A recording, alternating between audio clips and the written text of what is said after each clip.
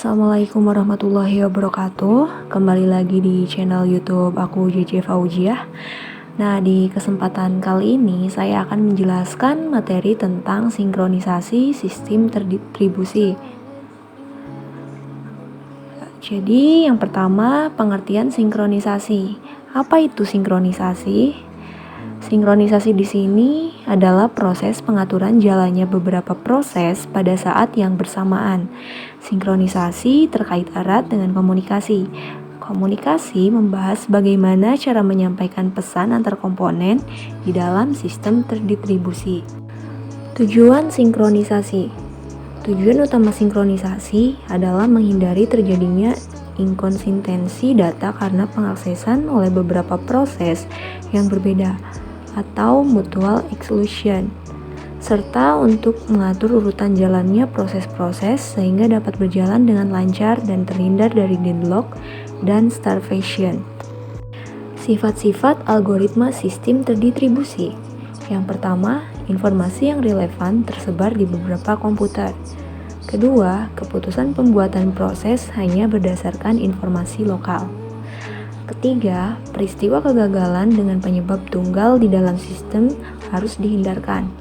Dan yang keempat, tidak tersedianya clock atau sumber waktu global yang akurat. Teknik sinkronisasi. 1. Sinkronisasi clock.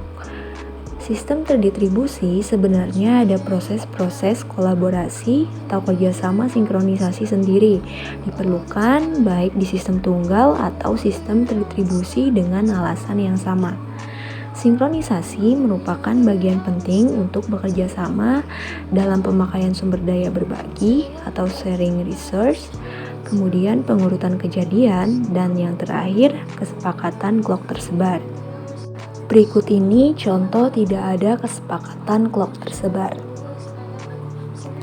Gambar ini menggambarkan bahwa bila waktu pada output O adalah 2144 atau 2144, kemudian source code-nya dimodifikasi di komputer lain yang clock-nya lebih lambat, sehingga waktu resource code-nya adalah 2143 atau 2143. Karena source code memiliki waktu yang lebih lama daripada file objeknya, maka tidak akan melakukan rekompilasi. 2. Sinkronisasi straightforward. Cara yang paling mudah untuk menentukan waktu adalah dengan bertanya langsung ke server waktu atau Universal Coordinated Time. Hanya saja akan banyak perbedaan dalam request karena waktu merupakan dasar dari cara orang berpikir dan akibat tidak adanya sinkronisasi clock juga sangat dramatis. 3. Clock logika. Boleh dikatakan semua komputer memiliki rangkaian pencatat waktu. Walaupun penggunaan kata clock sudah meluas, kata yang lebih tepat adalah timer untuk merujuk komponen dari rangkaian tersebut. Timer ini menggunakan kristal quartz sebagai sumber frekuensinya. Walaupun frekuensi osilator pada osilator kristal biasanya stabil, tetap saja tidak mungkin menjamin bahwa semua kristal yang bekerja di berbagai komputer memiliki frekuensi yang persis sama. 4. Clock fisik. Pada beberapa sistem, waktu clock aktual menjadi penting, contohnya real-time system. Untuk sistem ini diperlukan clock fisik eksternal. Karena alasan efisiensi dan redundansi, clock fisik jamak biasanya digunakan. Yang mengakibatkan ada dua masalah muncul adalah yang pertama, bagaimana mensinkronkan eksternal clock tersebut dengan clock sebenarnya, dan bagaimana mensinkronkan antar clock yang ada. Jenis-jenis algoritma sinkronisasi clock. Yang pertama ada algoritma Christian, kemudian ada algoritma Berkeley, kemudian ada algoritma rata-rata, dan sumber clock eksternal jamak. Berbagai algoritma baru yang menggunakan clock sinkron mulai bermunculan. Berikut ini contohnya. 1. Atmos One's Message Delivery. Setiap pesan membawa pengenal koneksi dan timestamp. Untuk setiap koneksi, server menyimpan timestamp terbaru ke dalam tabel.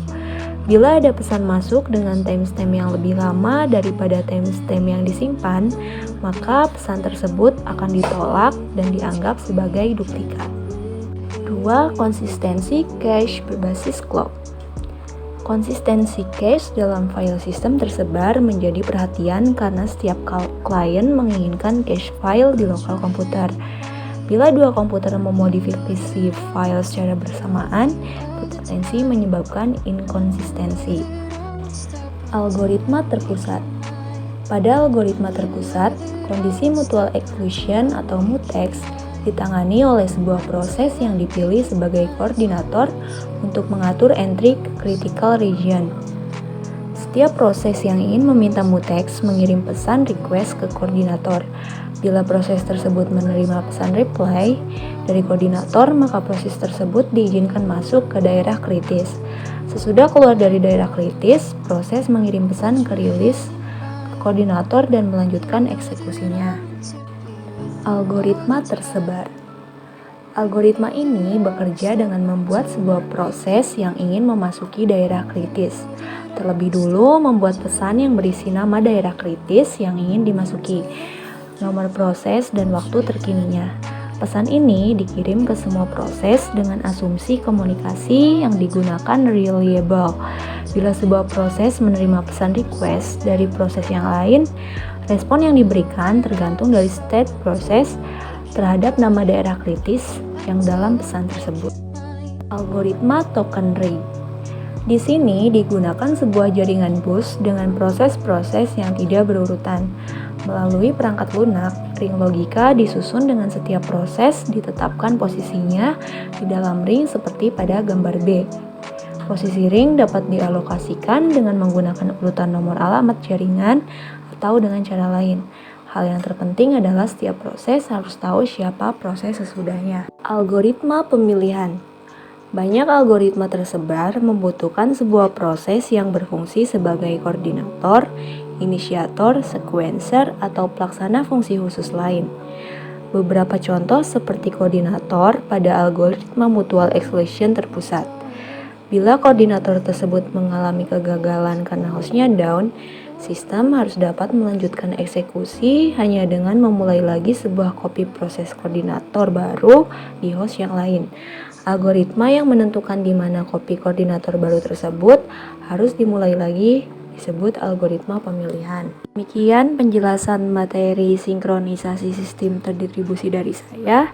Terima kasih. Wassalamualaikum warahmatullahi wabarakatuh.